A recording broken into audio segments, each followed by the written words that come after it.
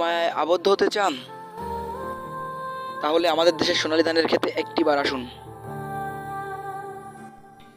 এসে চুপটি করে তাদের পানে একটিবার তাকিয়ে থাকুন।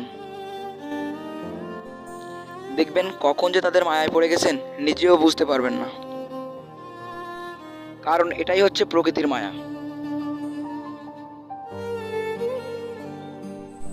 সবুজ সোনালী ধান দেখলেই দেশের প্রতি ভালোবাসা যেন আরো বেশি বেড়ে যায়। এটি আমাদের দেশের গৌরবের একটি অংশ।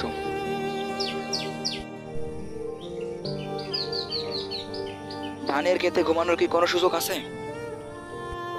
এই প্রশ্নটির উত্তরে আসবে না, তাই তো? হ্যাঁ, এটাই সত্যি। ধান ক্ষেতে ঘুমানোর কোনো সুযোগ নেই। আর এই চাষি ভাইদের ধান ফলানোর জন্যই আমরা উপভোগ করতে পারি আমাদের এই ধানের মায়া।